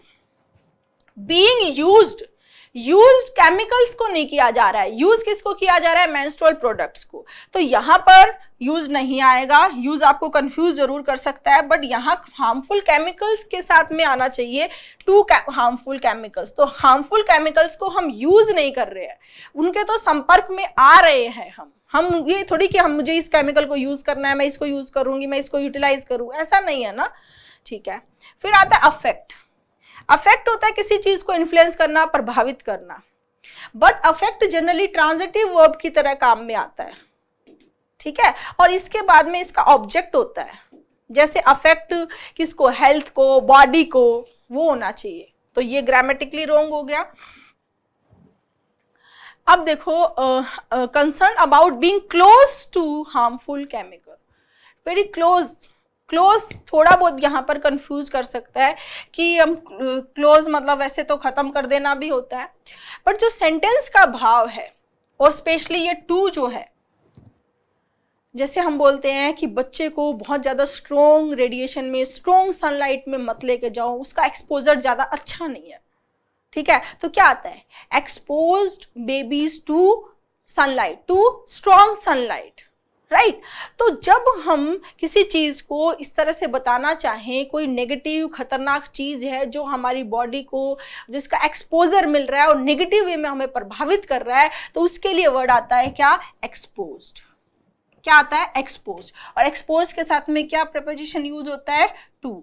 क्या बोलना चाह रहे हैं कि सेंटेंस का भाव है कि वुमेन जो मेंस्ट्रुअल प्रोडक्ट्स यूज करती हैं, पैड्स है, टेम्पोन, स्पेशली टेम्पोन्स की बात कर रहा है कि टेम्पोन्स की वजह से वो क्या होती है, एक बहुत ही नेगेटिव जो है आपका हार्मफुल केमिकल्स हैं, उनके क्या होती है, कांटेक्ट में आती है, उनका एक्सपोजर उसे मिलता है, ठीक है। जिस तरह से बच्चा है वो सनलाइट में जाएगा तो सनलाइट, सन रेज का जो एक्सपोजर है वो किसको प्रभावित करेगा, बच्चे को करेगा। तो यहां पर सही आंसर क्या हो जाएगा, एक्सपोज्ड। क्लियर, ठीक है, आगे चलते हैं। हाँ, जंबल देखते हैं। जंबल में ऑप्शंस को सबसे पहले देखना है, ऑप्शंस को एलिमिनेट करना है। ऑप्शन में आप देखेंगे कि सारे ही जंबल जो है, सारे ही चारों ऑप्शंस जो है वो क्यू से स्टार्ट हो रहे हैं। क्यू से स्टार्ट हो रहे हैं तो हमें स्टार्ट करने की तो कोई टेंशन ही नहीं है, ठीक है। तो the prime minister remarked that Maharashtra possesses a glorious history.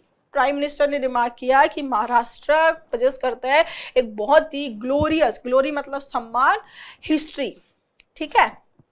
अब यहां पर बात हो गई हिस्ट्री की, यहां पर बात हो रही है प्रेजेंट की, और यहां पर बात हो रही है फ्यूचर की।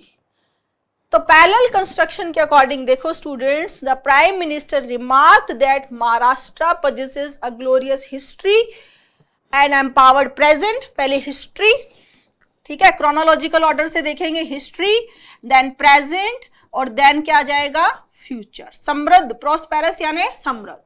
तो हिस्ट्री, प्रेजेंट और फ्यूचर, क्लियर है, ठीक है। तो क्यू के बाद में क्या आएगा, पी। क्यूपी लिंक बन गया। क्यूपी लिंक देखो दो ऑप्शंस में है। अब आगे बढ़ते हैं, आर से स्टार्ट करें या एस से स्टार्ट करें वो देखना है। यहां पर आपने पार्टिसिपल का ग्रामर में कॉन्सेप्ट पढ़ा होगा, इन्फिनेटिव जेरेंट पार्टिसिपल जो नॉन फाइनाइट वर्ब होते हैं उसमें डेंगलिंग पार्टिसिपल का एक बहुत इंपॉर्टेंट कॉन्सेप्ट होता है, जिसमें क्या होता है कि जब किन्हीं दो सेंटेंसेस का सब्जेक्ट सेम होता है तो हम पहले वाले सेंटेंस का सब्जेक्ट हटा करके उसमें जो उस पार्टिसिपल का यूज करते हैं, और आगे जो सब्जेक्ट गिवन होता है, जो सेकेंड सेंटेंस का जो सब्जेक्ट है वही फर्स्ट वाले सेंटेंस का सब्जेक्ट माना जाता है। पढ़ा होगा आपने ऐसा जरूर, जहां से भी आपने ग्रामर पढ़ी हो, ठीक है। तो यहां देखो आर में बोला है highlighting the role of the state of Maharashtra in making India a developed nation. Highlight करते हुए, महाराष्ट्र स्टेट का रोल हाईलाइट करते हुए, तो वो रोल हाईलाइट कौन कर रहा है, prime minister. In making India a developed nation, India को डेवलप नेशन बनाने में महाराष्ट्र स्टेट को हाईलाइट, रोल को हाईलाइट करते हुए प्राइम मिनिस्टर ने मेंशन किया। समझ में आया, उस चीज को हाईलाइट करते हुए मेंशन किया है, समझ में आया? तो पहले क्या आएगा R और फिर आएगा S। The prime minister mention the power of industry, agriculture and the finance sector.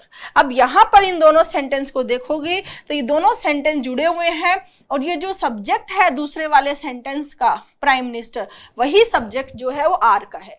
तो इस कंडीशन में R पहले आता है और S बाद में आता है। जो पार्टिसिपल से जुड़ रहा है, जहां से पार्टिसिपल यहां से स्टार्ट हो रहा है। क्लियर? तो सीक्वेंस बन गया QPRS। Q के बाद P आएगा क्योंकि हिस्ट्री, प्रेजेंट और फ्यूचर है। R पहले आएगा, S आएगा, ये पार्टिसिपल का कॉन्सेप्ट है। नेक्स्ट, हाँ यहां पर देखो स्टूडेंट, यहां अब 4 सेंटेंस दिए हैं। सबसे पहले यहां स्टार्ट हो रहा है R से, Q से, S से। तो स्टैंड अलोन सेंटेंस को फाइंड करना है। स्टैंड अलोन सेंटेंस क्या होता है? एक ऐसा सेंटेंस जो अपने आप में इंडिविजुअल होता है, जिसमें किसी नाउन को, किसी चीज को इंट्रोड्यूस कराया जाता है, वो स्टैंड अलोन सेंटेंस होता है। ठीक है, अब देखो दिस इनिशिएटिव P में दिया है, तो पहले हमें इनिशिएटिव की बात करनी पड़ेगी, तो P से तो स्टार्ट होगा भी नहीं, P यहां आया नहीं है। ठीक है, it is an innovative scheme. It is an innovative scheme. Which scheme you are talking about? कौन सी स्कीम इनोवेटिव है? तो हमें पहले उस स्कीम के बारे में तो बताना पड़ेगा। ठीक है, तो Q से स्टार्ट नहीं होगा। फिर S में देखो, इट एनकरेजेस एंड इनेबल्स, ये बढ़ावा देती है। कौन बढ़ावा देती है? इट। लेकिन वो इट है क्या, वो भी नहीं बताया, तो S से भी स्टार्ट नहीं होगा। ठीक है, फिर हमारे पास ऑप्शन बचता है R। R में एक नाउन को इंट्रोड्यूस करवाया गया है और वो नाउन क्या है? ये स्कीम है। रक्षा राज्य मंत्री Shri Sanjay Seth launch GRSC accelerated innovation nurturing schemes gain 2024 of garden reach ship builders and engineers limited in Kolkata on July 2024। ठीक है, तो ये क्या है? यहाँ पर स्कीम के बारे में इंट्रोड्यूस कराया गया है। स्कीम जो एक नाउन है उसके बारे में बताया गया है। तो स्टैंड अलोन सेंटेंस बना R, तो R से स्टार्ट करेंगे। ये देखो डेटा जो आपको दिख रहा है, बहुत मेहनत से पेपर बनाया है और बहुत लेटेस्ट चीजें इंक्लूड करके बनाई गई है आप लोगों के लिए। ठीक है, हाँ आगे चलते हैं। R से स्टार्ट हुआ, अब आगे R के बाद में दोनों में ही Q है। ये चीजें बहुत ध्यान से समझनी है, स्मार्ट बनना है। मैं बहुत बार बोलती हूँ, पेपर घर पे आके नहीं करना है, वहीं पर करना है, स्मार्ट बनना है। R से स्टार्ट हो गया, पता चल गया मैम R में नाउन को इंट्रोड्यूस कराया था, R स्टैंड अलोन सेंटेंस था जो किसी भी सेंटेंस से कनेक्टेड नहीं था। बिल्कुल सही बात है बच्चे। अब यहाँ पर दोनों ही ऑप्शन में R के बाद में Q आ रहा है, तो फिर कोई टेंशन ही नहीं है, R के बाद Q ही आएगा, सोचना ही क्या है, अपने पास ऑप्शन ही क्या है। R के बाद में Q आया। It is an innovative scheme. Which scheme? This scheme which seeks solution to the problems related to the shipyards and promotes technology development using the startups created and nurtured in the country। ठीक है, फिर आ रहा है P आएगा या S। P में आया है this initiative in keeping with the Make in India and Startup India policies of the Government of India। S में आया है it encourages and enables MSMEs and startups to develop innovative solution for further technological advancement। तो यहां देखो student, पहले scheme के बारे में बताया, फिर स्कीम के बारे में थोड़ा और बताया, फिर स्कीम किस चीज को बढ़ावा दे रही है, ठीक है, वो बताया। तो ये आया, ये स्टैंड अलोन, फिर इट और फिर इट। Q के बाद आएगा S, फिर लास्ट में P में कंक्लूड किया गया है। ठीक है, कि ये पूरा जो बताने के बाद में सारा स्कीम के फिर लास्ट में बोला है कि ये जो इनिशिएटिव है वो क्या है? मेक इन इंडिया और startup India policies of the government of India. तो लास्ट में क्या आ गया? P। तो सीक्वेंस क्या बन जाएगा? R Q S P। Answer clear है बच्चे? आगे चलते हैं। हाँ, ये पैसेज बच्चों को थोड़ा हार्ड लगा था, लेकिन पैसेज हार्ड नहीं था, क्वेश्चंस का लेवल अच्छा था। ठीक है, और आपके साथ ऐसा बहुत बार होता है और मैं हमेशा बोलती हूँ बच्चों को, पहले क्वेश्चंस देखना चाहिए। अदरवाइज क्या होता है, पहले पैसेज पढ़ता है बच्चा, 5-7 मिनट लगा देता है और फिर क्वेश्चंस पे जाता है तो लगता है कि यार ये तो कुछ समझ ही नहीं आ रहा क्या पूछ रहा है। इसलिए पहले क्वेश्चंस देख लो, उससे आपको आइडिया लग जाएगा कि पैसेज का लेवल क्या है और किस तरह के क्वेश्चंस ये पूछ रहा है। तो क्वेश्चंस देखो काफी अच्छे पूछे हैं। What rhetorical strategy does the author employ to challenge the conventional notion that dictionary-based learning is essential for vocabulary acquisition, and what is the underlying assumption? ठीक है, what the best capture the semantic relationship between words and their meanings as described in the passage. ठीक है, according to the passage what is the primary methodological approach? मैंने बताया था ना methodological है ना वो approach, ये collocations होते हैं बच्चे, employed by dictionary editor to define words, and what is the resulting nature of the definition. What implication can be drawn from the author's account of dictionary creation regarding the stability and fixity of knowledge, language, and what philosophical tradition does this resonate with? ठीक है, बहुत ही अच्छे से हम इस passage को करेंगे, आपको कोई डाउट कोई कंफ्यूजन नहीं रहने दूंगी। ठीक है, बस आपको पेशेंस से सुनना है, समझना है, पूरा एक एक क्वेश्चन के डाउट आपके क्लियर होंगे। हाँ देखो, What exercise is to the body, reading is to the mind. जैसा हम शरीर के लिए एक्सरसाइज करते हैं जरूरी होती है, वैसे ही रीडिंग किसके लिए होती है, माइंड के लिए। There are different purposes for reading. Reading के बहुत ही अलग अलग पर्पजेज हैं। One of them is deriving pleasure. पहला क्या है, प्लेजर, डिराइव प्लेजर करना। Children reading for their pleasure rarely stop to ask about the words. Children जो पढ़ते हैं प्लेजर के लिए, खुशी के लिए, आनंद के लिए, वो कभी वर्ड्स के बारे में नहीं पूछते। They want to get on with the story. वो वर्ड्स का नहीं पूछते, उनको बस स्टोरी से मतलब है। अपन बच्चों को कहानी सुनाएंगे तो वो स्टोरी सुनना चाहेंगे। If the word is important, अगर वर्ड इंपॉर्टेंट होता है, they can usually make a good gas about what it is. तो वो इस सेंटेंस के जो कॉन्टेक्चुअल मीनिंग है उससे वो आइडिया लगा लेते हैं क्या मतलब होगा। जैसे एग्जाम्पल दिया है, he drew an arrow from his quiver, उसने अपने क्यूवर मतलब तरकश से तीर निकाला। Easy to see that a quiver is some sort of gadget to put arrows in. तो समझ में आता है कि तरकश क्या होगा, एरो रखने का एक जगह होगी, उपकरण होगा। More complicated words they figure out by meeting them in different context. जो मोर कॉम्प्लिकेटेड वर्ड्स होते हैं वो उनको वो फिगर आउट कर लेते हैं by meeting them in different context. जैसे कोई भी वर्ड है, एक बार पढ़ा, सेंटेंस में नहीं समझ में आया, फिर दूसरे सेंटेंस में अलग तरीके से आया, फिर तीसरे सेंटेंस में आया, फिर चौथे में आया, फिर पांचवें में आया, तो समझ में आ जाता है कि इसका क्या मीनिंग होगा। Clear? People learn to read well and get a good vocabulary from books. ठीक है, गुड वोकैबुलरी कहाँ से मिलती है, बुक से, ना कि वर्कबुक और डिक्शनरी से। डिक्शनरी से अच्छी वोकैबुलरी नहीं मिलती, अच्छी वोकैबुलरी मिलती है बुक से। देखो ये पैसेज पढ़ के आप में से बहुत सारे लोगों को लगेगा या लग रहा होगा कि ठीक डिक्शनरी की क्या ज़रूरत है, बुक्स पढ़ते पढ़ते ही वोकैब आ जाती है। ठीक है, क्योंकि ये ऑथर का अपना पर्सनल वो है। तो बच्चे डिक्शनरी पढ़ना बहुत ज़रूरी है। कैसे? मैं खुद 4 डिक्शनरी को फॉलो करती हूँ। मैं बिना मतलब जो डिक्शनरी है, जो वर्ड्स हैं, उनको 4 डिक्शनरी में पढ़ के ही मुझे वो लगता है कि हाँ हम इसको पूरी तरह से अब्जॉर्ब कर पा रहे हैं। समझ में आया? तो यहाँ पर एक चीज़ समझेंगे, ये किसके लिए? जो जैसे आप हिंदी सुनते हो, क्या आपने कभी हिंदी की डिक्शनरी फॉलो की है? नहीं, कभी ज़रूरत ही नहीं पड़ी। लेकिन जो RS और इसमें जिनमें हिंदी का एग्ज़ाम होता है, वो लोग हिंदी की डिक्शनरी भी यूज़ करते हैं।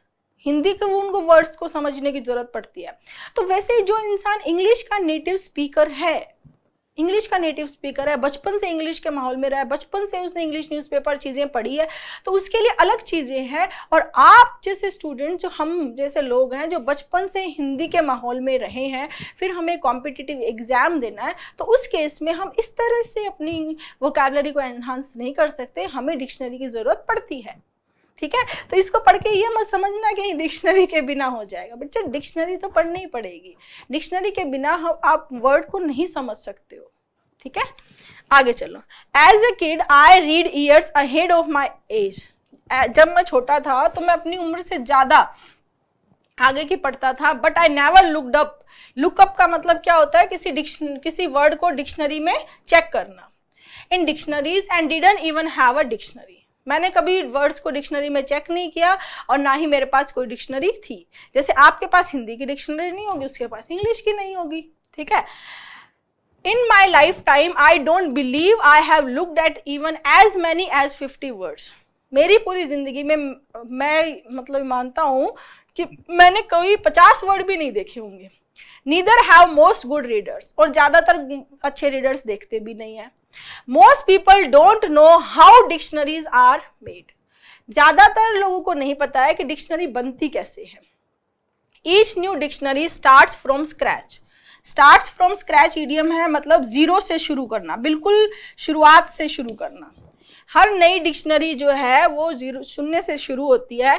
The company making the dictionary employ thousands of editors to whom they give a list of words, ठीक है। कंपनी जो है वो जो डिक्शनरी बनाने की कंपनी है वो क्या करती है, लोगों को नियुक्त करती है, एडिटर्स को, जिनको वो लिस्ट ऑफ वर्ड्स देती है, ठीक है। एक और चीज, सब जो लोग होते हैं उनकी लाइफ की चीजें या उनकी ओपिनियन या सर्कमस्टांसेस बोले सब अलग अलग होते हैं। जैसे अगर कोई स्टूडेंट आपको बोलता है कि मैंने तो 6 महीने में सीजीएल क्रैक कर लिया, और 6 महीने में आप कर भी सकते हो, तो वो सही बोल रहा है कि वो अपने एक्सपीरियंस से बोल रहा है।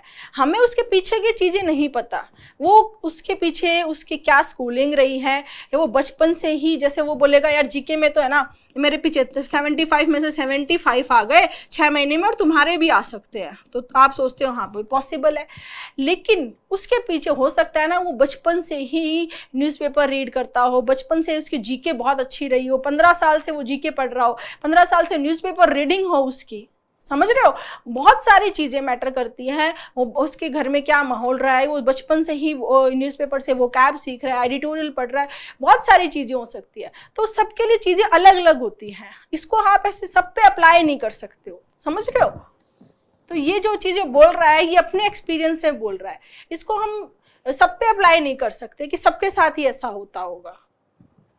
The job of editor is to collect as many examples as possible of the ways in which these words are actually used. Editor की जॉब होती है कि वो इकट्ठा करे जितने ज़्यादा एग्जाम्पल्स हो सकते हैं कि जिस तरह से उन वर्ड्स को यूज़ किया गया है। जैसे कोई वर्ड है उसको किस किस तरह से यूज़ किया गया है, 10 जगह यूज़ किया गया है, बुक्स में, मैगजीन्स में, न्यूज़पेपर में। They look for the words in books, newspaper and so forth. वो वर्ड्स को देखते हैं बुक्स में, न्यूज़पेपर में, and every time they find one, और प्रत्येक बार जब वो फाइंड करते हैं they cut out and copy that particular example, तो उसको वो क्या करते हैं, कट कर लेते हैं, पेस्ट कर देते हैं। Then after reading these examples, फिर इन एग्जाम्पल्स को पढ़ने के बाद they decide from the context, फिर वो कॉन्टेक्स्ट से डिसाइड करते हैं what the writer in each case had meant by the words, कि राइटर हर बार क्या बोलना चाह रहा है। एक वर्ड है 10 कॉन्टेक्स्ट में 10 बार यूज हुआ है, तो उसमें क्या मैसेज वो वर्ड हर बार दे रहा है, ठीक है, उस चीज को वो पकड़ते हैं। From these they make definition, उनसे फिर वो डेफिनेशंस बनाते हैं। और dictionary in other words is a collection of people's opinion, dictionary दूसरे शब्दों में लोगों की ओपिनियंस का कलेक्शन है about what words mean as other people use them, कि दूसरे लोग जब उसको यूज करते हैं तो उसका क्या मीनिंग होगा।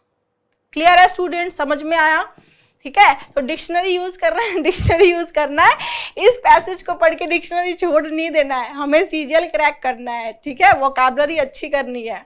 हाँ, आगे चलते हैं। What rhetorical strategy does the author employ to challenge the conventional notion that dictionary-based learning is essential for vocabulary acquisition? कि vocabulary सीखने के लिए dictionary-based learning एक जो conventional notion बन गया है, उसके लिए जो writer ने क्या rhetorical strategy लगाई, इसको challenge किया, ठीक है। और दूसरा क्वेश्चन है what is the underlying assumption, ठीक है। अब देखो सबसे पहले यहां पर देखते हैं B, analogical reasoning. Analogical reasoning आपने पढ़ते होंगे एनालॉजी रीजनिंग में, ठीक है। जैसे फॉर एग्जाम्पल ट्री है, ठीक है, उसके लिए क्या, उसके ऊपर क्या होती है, लीव्स, सेम चीज अगर हम बोले फ्लावर्स है तो क्या होना चाहिए आगे, क्या होना चाहिए, पेटल्स। समझ में आया? तो एनालॉजिकल रीजनिंग हो गई है। जैसे इसने काम में लिया था पहली लाइन में कि जिस तरह शरीर के लिए एक्सरसाइज होती है वैसे ही माइंड के लिए क्या होती है, रीडिंग होती है, वो एनालॉजी थी। लेकिन उसके बाद में उसने आगे इस तरह का कोई कंपैरिजन नहीं किया, बस एक ही लाइन यूज की। अगर वो पूरे पैसेज में इसी तरह से कंपेयर करता, बोलता कि देखो जिम जाने के बिना भी बॉडी बनाई जा सकती है, तो डिक्शनरी पढ़े बिना भी बुक्स, उसी तरह डिक्शनरी पढ़े बिना भी वोकैब अच्छी की जा सकती है, वो हर आगे जितने भी पूरे पैराग्राफ में, पूरे पैसेज में उसके साथ लेकर चलता, तब तो वो क्या हो जाता, एनालॉजिकल रीजनिंग। पर ऐसा उसने नहीं किया, थोड़ा सा पार्ट उसने लिया था स्टार्टिंग में, ठीक है, ये नहीं होगा। क्रिटिकल पैडागोजी, क्रिटिकल पैडागोजी का मतलब हो गया कि उसने क्रिटिसाइज किया हो, ठीक है, कि देखो उसने डिक्शनरी से पढ़ा, उतने दिन वो डिक्शनरी वर्ड से देखता था, करता था, कुछ नहीं हुआ। एक बार डिक्शनरी से पढ़ लेते हैं फिर भूल जाते हैं, डिक्शनरी से पढ़ने से क्या होता है, कुछ नहीं होता। इस तरह से उसने क्रिटिकली उसको क्रिटिकल पैडागोजी उसने किया कि इस तरह से क्रिटिसाइज करता गया हो, क्रिटिसाइज किया हो, नहीं, तो ये भी नहीं होगा। फिर आता है फिनोमेनोलॉजिकल एनालिसिस। फिनोमेनोलॉजिकल एनालिसिस होता है कि जैसे किसी को इंफॉर्मेशन किसी डेटा के बेसिस पे चेक करके और फिर कोई चीज़ डिसाइड की जाए एनालिसिस करके। जैसे कि बारिश आई, बारिश का पानी इकट्ठा हुआ तो डेंगू हो गया, तो वहाँ से एक एनालिसिस हुआ कि भाई डेंगू, पानी इकट्ठा होने से डेंगू हो सकता है, तो वो फिनोमेनिकल एनालिसिस, फिनोमोनोलॉजिकल एनालिसिस हो गया, ठीक है, तो वो भी नहीं हुआ। क्या किया इसने, पूरे पैराग्राफ में इसने अपना पर्सनल एक्सपीरियंस बताया, अपील टू पर्सनल एक्सपीरियंस। उसने अपना पर्सनल एक्सपीरियंस शेयर किया है कि डिक्शनरी के बिना भी पढ़ के ही, सिर्फ पढ़ के ही हम जो है वो रीडिंग बुक्स से, इनसे हम अपनी वोकैबुलरी को स्ट्रॉन्ग कर सकते हैं, हम उन वर्ड्स के मीनिंग को समझ सकते हैं, ठीक है। तो राइट आंसर हो जाएगा ए। अब बोल रहा है what is the underline assumption. Underline assumption की अगर हम बात करें तो देखो एनालॉजिकल रीजनिंग नहीं होगा, presupposing that reading is analogical to physical exercise. ऐसा बोला है कि रीडिंग भी वही है जो एक्सरसाइज है, एक बार बोला फिर छोड़ दिया, ये नहीं होगा। Critiquing the dominant paradigm of dictionary based learning. Dictionary based learning को इसने बहुत क्रिटिक किया हो, नहीं। Highlighting the experiential nature of language acquisition, ये भी नहीं है, फिनोमोनोलॉजिकल भी नहीं है। राइट आंसर इसमें समझेंगे assuming that individual anecdotes can inform universal truth. इसने क्या किया कि खुद के पर्सनल एक्सपीरियंस से ये अज्यूम किया, एनेक्डोट मतलब शॉर्ट या अम्यूजिंग स्टोरी से, कि भाई मैं ऐसा कर सकता हूँ तो सब कर सकते हैं, यानी इसने अपने पर्सनल एक्सपीरियंस को सब पे अप्लाई कर दिया। लेकिन ठीक है, ये इसने कहा है कि जो अज्यूमिंग दैट इंडिविजुअल मतलब ये खुद, एनेक्डोट्स मतलब stories, can inform universal truth, कि भाई मैंने ऐसा किया, ऐसे पढ़ के मैं सीखा तो तुम भी सीख सकते हो, मतलब कोई भी सीख सकता है, कोई भी सीख सकता है। इसको इसने यूनिवर्सली अप्लाई कर दिया, अपने पर्सनल एक्सपीरियंस को यूनिवर्सली अप्लाई कर दिया। समझ में आया? ठीक है। Next, what term best captures the semantic relationship between words and their meanings as described in the passage where definition emerges from contextual usage? definition कहाँ से बनकर आती है? contextual usage से। तो इसके अकॉर्डिंग क्या semantic relationship होता है words और उनके meanings के बीच में, हमें ये बताना है कि words और उनके meanings के बीच में क्या रिलेशन है, semantic relation, ठीक है। सबसे पहले देखो यहाँ पर पॉलीसेमी।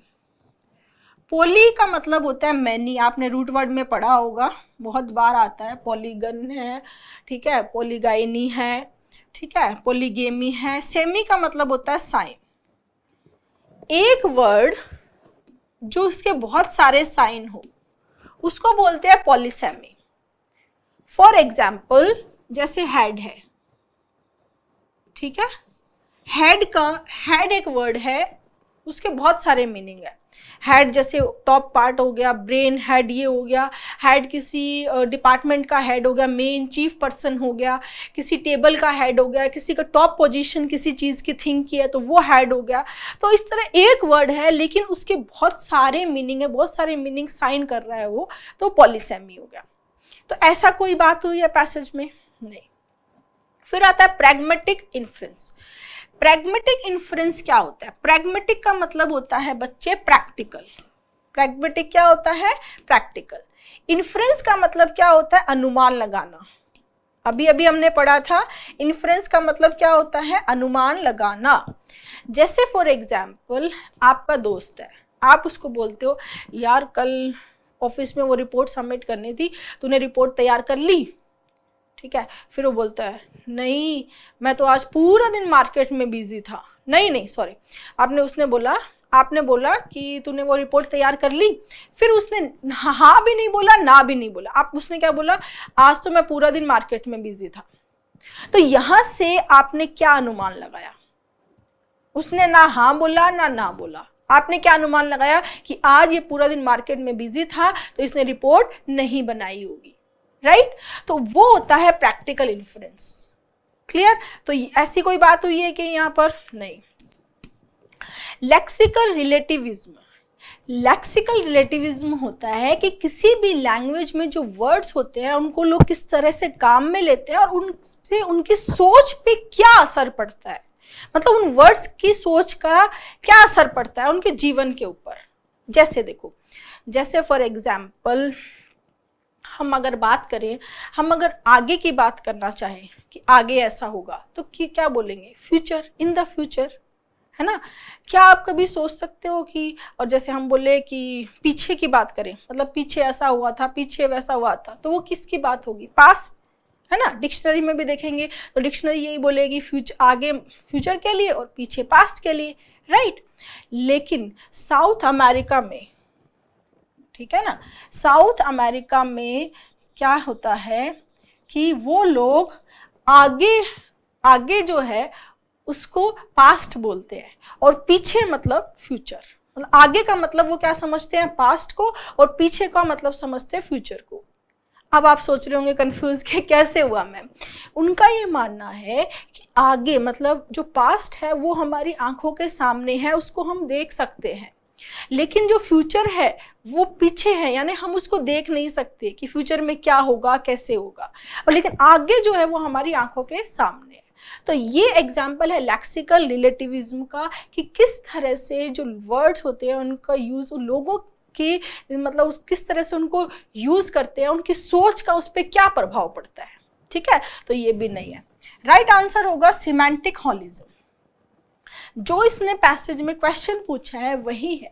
पैसेज में इसने क्या बोला है कि जो वर्ड्स हैं और उनकी जो मीनिंग है वो पैसेज में डिस्क्राइब होते हैं कहाँ से? उनके कॉन्टेक्चुअल यूसेज से। ठीक है, जैसे हमने पैसेज में पढ़ा कि एक वर्ड है, आपको समझ में नहीं आया, लेकिन वो अलग अलग जगह बार बार यूज होता है तो उससे उसका मीनिंग समझ में आ जाता है, उसके कॉन्टेक्चुअल यूसेज से उसका मीनिंग समझ में आ जाता है। ठीक है, जैसे फॉर एग्जाम्पल पॉलीसेमी और सिमेंटिक हॉलिज्म एक दूसरे से बहुत मिलते जुलते हैं। कैसे? जैसे बैंक की बात करते हैं, बैंक, ठीक है, ऐसा बैंक का मीनिंग रिवर का एक किनारा भी है। बैंक का मतलब जहां पर आप कैश डिपॉजिट कराते हो वो भी बैंक है। अगर कोई आदमी सिंपली बोलता है, जैसे आपने किसी को बोला अरे भाई कहाँ है तू, उसने बोला बैंक, तो आप क्या समझेंगे यहाँ पर? कौन सा बैंक? रिवर वाला बैंक या जहां पैसे डिपॉजिट कराते हैं वो बैंक? इस वर्ड से आप नहीं समझ सकते हैं। वही वर्ड जब अलग अलग जगह दोबारा सेंटेंस में यूज होगा तब आप उसका मीनिंग निकाल पाएंगे। ठीक है, जैसे बैट की बात करते हैं, BAT बैट। बैट माने बैट, जो क्रिकेट खेलते हैं बैट हो गया, बल्ला और एक बैट चमगादड़ भी है। तो बोले यार उस रूम में बैट पड़ा है। अब बैट पड़ा है, कौन सा बैट पड़ा है? समझ में आया? तो हम कैसे समझते हैं वर्ड्स को? हॉलिस्टिक वे में। जब वो वर्ड्स कॉन्टेक्चुअली यूज होता है तब उसको हम समझते हैं, और वो होता है सिमेंटिक हॉलिज्म। क्या बोल रहा है? सिमेंटिक रिलेशन बिटवीन वर्ड्स और उनके मीनिंग्स के बीच में जो रिलेशन है और कहाँ कैसे बनते हैं, वो कॉन्टेक्चुअल यूसेज से बनते हैं। क्लियर? जैसे हेड में और बैंक में, अब आपको लग रहा होगा कि हेड और बैंक में ये दोनों सेम एग्जाम्पल है, पॉलीसेमी और सिमेंटिक तो सेम हो गया। सेम नहीं हुआ। कैसे नहीं हुआ? हेड में क्या होता है कि आपको हेड बोलते ही एक चीज आपके समझ में आती है, क्या हेड है तो मतलब कुछ ना कुछ टॉप होगा, कुछ ना कुछ मेन होगा, किसी चीज का टॉप पार्ट होगा, फ्रंट पार्ट होगा, अपर पार्ट होगा, ऊंचाई की बात करेगा। जैसे हेड ऑफ द डिपार्टमेंट तो सबसे ऊपर है, जो चीफ है जो, ठीक है। बॉटल का हेड है तो ऊपर वाला पार्ट हो गया, टेबल का हेड है तो ऊपर वाला पार्ट हो गया। समझ में आया? लेकिन बैंक में, बैट में वो चीज नहीं बता सकते हो आप। ये नहीं बता सकते हो कि एक सिर्फ बैंक वर्ड से आप नहीं बता सकते हो कि क्या बात करना चाह रहे हो, कुछ भी उससे हम नहीं आइडिया नहीं लगा सकते हैं, बट हेड से लगा सकते हैं, इसलिए वो पॉलीसेमी है। Clear? Next, according to the passage, what is the primary methodological approach? Primary methodological approach क्या थी?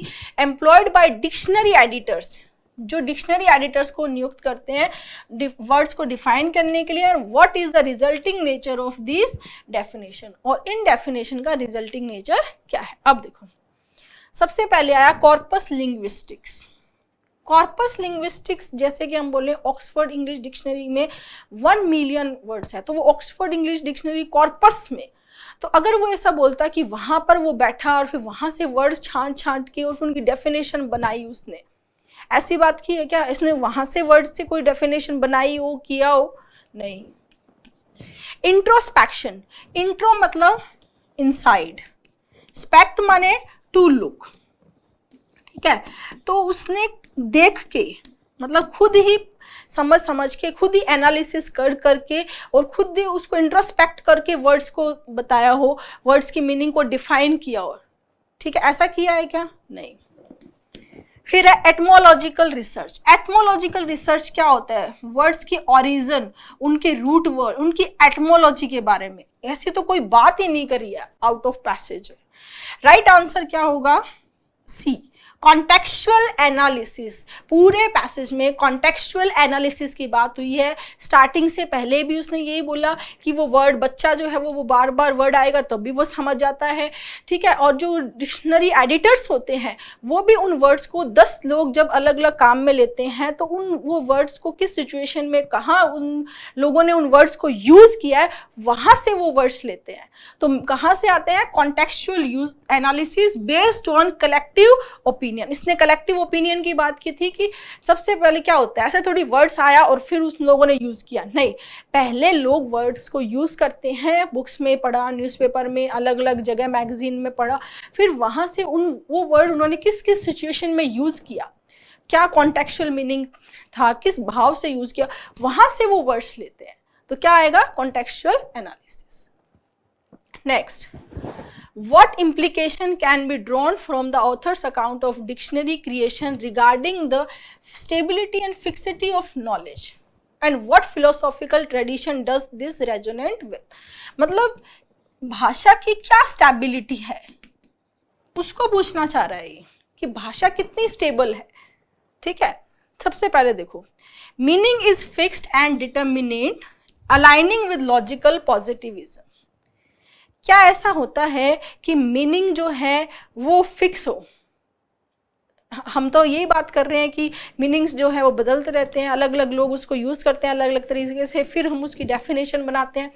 फिक्स तो क्या होती है? जैसे मैथ्स फिक्स होती है, फॉर्मूला होता है वो फिक्स होता है, साइंस फिक्स है, न्यूटन के 3 लॉ है तो 3 ही रहेंगी, वो फिक्स होते हैं, ठीक है। तो ये तो नहीं है, बिल्कुल फैक्चुअली रॉन्ग। लैंग्वेज फिक्स नहीं है। फिर आता है words have essential definition corresponding to Platonic realism.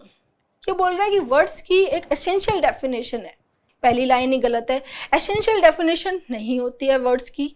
Words पहले यूज किए जाते हैं फिर डेफिनेशन बनती है, ठीक है। Corresponding to Platonic realism, Platonic realism होता है कि जो जिसमें ये एक फिलोसॉफी है, एक फिलोसॉफिकल टर्म है कि वास्तविकता अलग है, ठीक है, और फिलोसॉफी अलग है। जैसे अगर हम देखें कि कोई बोले कि परफेक्ट सर्किल होता है, ठीक है, हाँ भाई परफेक्ट सर्किल होता है जिसमें एक पॉइंट से जो जो रेडियस एक पॉइंट से जो उसकी क्या बोलते हैं इसकी सरकमफेरेंस, यहाँ जो तक दूरी जो है ना वो हर पॉइंट से एकदम सेम है, ऐसा एक परफेक्ट सर्किल है। लेकिन बना सकते हो क्या? नहीं है तो सही, लेकिन बना सकते हो क्या? नहीं हो सकता। बनाएंगे तो जरूरी नहीं है उसके सारी जगह से सेम डिस्टेंस रहे, नहीं रहेगी, ठीक है। तो वो क्या है? प्लेटोनिक रियलिज्म है, तो वो भी नहीं है यहाँ पर। नेक्स्ट है language is socially constructed. Language को सोशली कंस्ट्रक्ट किया गया है, इकोइंग सोशल कंस्ट्रक्टिविज्म। देखो इसका क्या मतलब है? इसका मतलब ये है कि जैसे फॉर एग्जाम्पल राजस्थान में क्या है कि बाजरा बहुत होता है यहाँ, तो पहले यहाँ के लोग जो है वो बाजरा बहुत खाते थे, ठीक है। बाजरा बहुत खाए, फिर बीच में गेहूं आ गया, तो गेहूं खाने लगे लोग भी, बाजरा बेकार है। फिर जैसे जैसे लोगों में समझ डेवलप हुई, अरे नहीं बाजरा तो सुपर फूड है, समझ में आया। तो फिर क्या हुआ? क्या समझ में आया कि उन्होंने उस चीज को बैठा एनालिसिस किया, लोगों ने बताया, फिर उस चीज को उन्होंने बदलते गए, ठीक है। तो ऐसा होता है क्या लैंग्वेज में कि पहले कोई चीज आई और फिर उस डेफिनेशन पे विचार किया गया, फिर दोबारा उसको बदल दिया, फिर ये हो जाएगा, फिर बदलते गए। ऐसा नहीं है ना, सोशली कंस्ट्रक्ट नहीं हुई है लैंग्वेज, तो ये भी नहीं होगा, ठीक है। राइट आंसर क्या होगा? A. Language is constantly evolving resonating with post structuralism, ठीक है। लैंग्वेज जो होती है वो कॉन्स्टेंट इवॉल्व होती रहती है। लैंग्वेज कॉन्स्टेंटली मतलब बनती जाती है, आगे इवॉल्व होती रहती है, विकसित होती रहती है। और जो पोस्ट स्ट्रक्चरलिज्म है इसको समझेंगे कि जैसे कोई वर्ड पहले, सबसे पहले क्या होता है, लोग वर्ड्स को यूज करते हैं, उसके बाद में एडिटर्स क्या करते हैं, उन वर्ड्स को उस किस तरह से यूज किया है, फिर उनकी डेफिनेशन को बनाया जाता है। समझ में आया? तो यहाँ से पैराग्राफ से मैं क्या समझ में आया कि लैंग्वेज जो है वो क्या होती है, कॉन्स्टेंटली इवॉल्व होती रहती है। क्लियर है स्टूडेंट्स? यहाँ तक कोई डाउट? ठीक है, okay students, thank you so much.